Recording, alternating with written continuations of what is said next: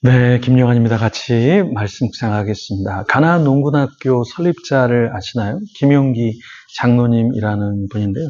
제가 강원도에 갔었을 때 이 가나안 농군학교를 직접 가봤습니다. 굉장히 넓은 부지에 센터가 이렇게 세워져 있는데요. 이 김용기 장로님은 교육이 사람을 바꿀 수 있다, 이렇게 생각하시는 분이에요. 특별히 젊은이들 가치관, 생활 습관을 바꿔줄 수 있는 센터도 운영을 하셨습니다. 성경적인 가치관을 바탕으로 삶에서 실천할 수 있도록 가르치셨는데요. 근면, 정직, 절약, 봉사, 희생, 이런 것들을 가르치셨습니다. 그리고 이론보다 실천을 강조해서요, 강의보다 함께 일하면서 배우고 교육하고 실제로 해보도록 하셨습니다. 이 가나안 농군학교의 특징 중에 하나는 김용기 장로님은 시대 정신을 제시하셨어요. 그래서 이 나라가 내가 있기 때문에 안전하다라는 구호를 외치면서 우리 자신이 어떻게 이 나라를 섬겨야 할지 또 시대적인 정신을 넣어 주셨죠. 이런 운동이 나중에 새마을 운동으로 또 연결이 되고요. 가나안 농군학교를 통해서 많은 사람들이 기술 교육보다 사실은 인격과 어떤 정신 교육을 더 많이 받게 되었죠. 오늘 역대하 17장에 보면 아사의 아들 여호사밧이 등장합니다. 유다의 왕이 되어서 나라를 경고하게 하는데요. 여호사밧은 즉위하자마자 국방을 튼튼히 했을 뿐만 아니라 다윗의 처음 길로 바알들을 제거하면서 순수한 신앙의 길로 가려고 했습니다. 이러한 신앙의 길로 가려고 했던 것은 어떤 내면적인 정신적인 정화를 일으키려고 했던 것이죠. 사실 이것은 쉽지 않습니다. 왜냐하면 이렇게 할 때 부딪히는 세력들이 있거든요. 제가 보니까 이단 사역이 참 어려운데 그런 사역이 어려운 이유는 무엇이냐면 다 우리처럼 생각하지 않아. 이단은 잘못됐다. 근데 이단을 옹호해 주는 사람들도 있고 그 옹호해 주는 사람이 또 이단을 돕지 않으면 또 고소를 한다던가 괴롭히는 이런 경우가 있습니다. 그래서 정신적으로 굉장히 강해야 하는 거죠. 이단 사역만 그럴까요? 우리가 신앙생활 하면서도 정신적인 어떤 강인함이 우리에게 좀 필요하죠.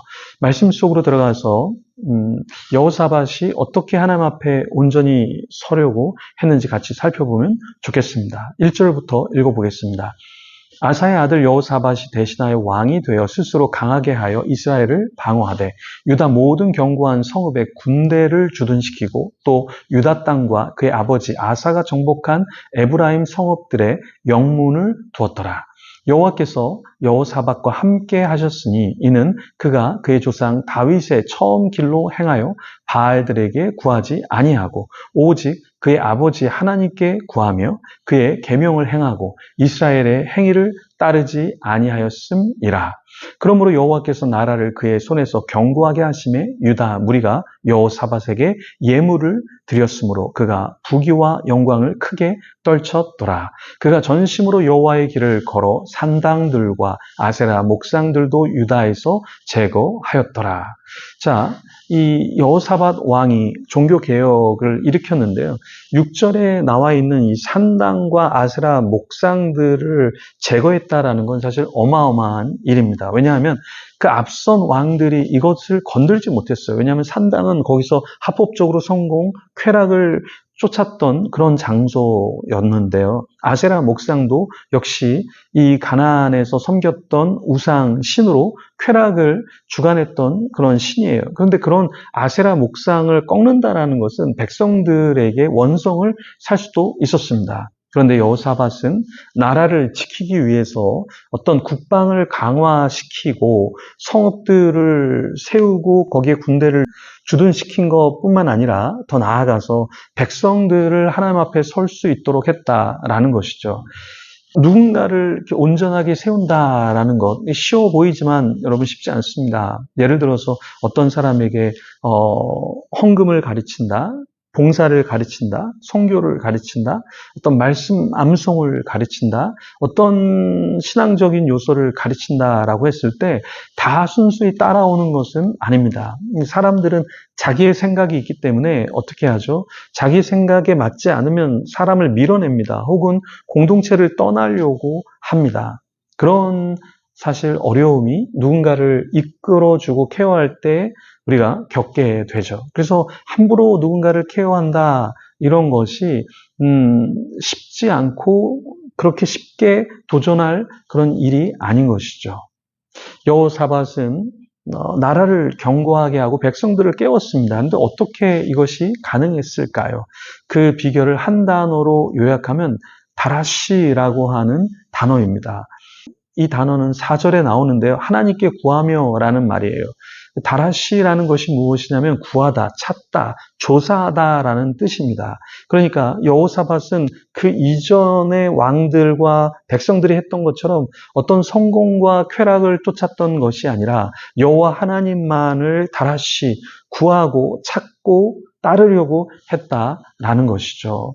우리도 짧은 인생을 살면서 우리가 무엇을 추구해야겠는가?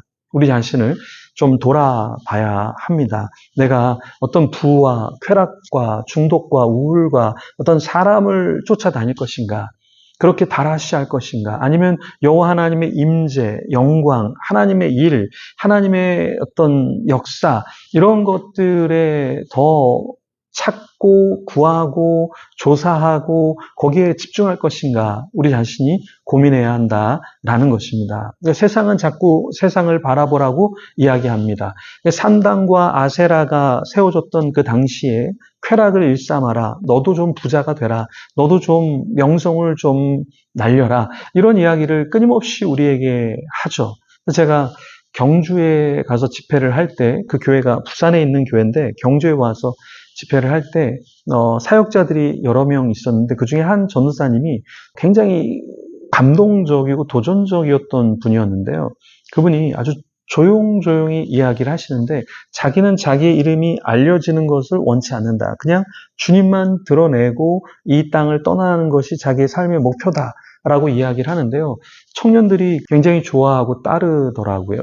왜 그럴까요? 그분의 본심과 그분의 순수함을 알기 때문이지 않을까요? 우리는 어떤 인생을 다라시 하면서 살아가야 할까요?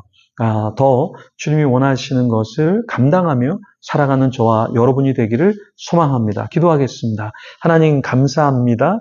우리는 이 세상에 살면서 성읍을 견고하게 하려고 합니다. 나의 터전을 견고하게 하려고 합니다. 하지만 그것도 좋지만 우리가 하나님 안에서의 예배의 삶, 그리고 또 성숙해야 할 것들, 변화돼야 될 것들, 그런 것에 더 많이 초점을 맞추게 하여 주시고, 무엇보다 다라시 하나님의 말씀을 찾고 구하고 조사하는 그러한 인생이 되게 하여 주시옵소서. 사탄에게 속지 않게 하여 주시고 세상에 속지 않게 하시고 사람들의 목소리에 빨려 들어가 내가 살아야 할 인생이 아닌 다른 인생을 살다가 떠나지 않게 하여 주시옵소서. 감사합니다. 예수님 이름으로 기도합니다. 아멘. 계속해서 기도하며 주님 앞에 나아가겠습니다.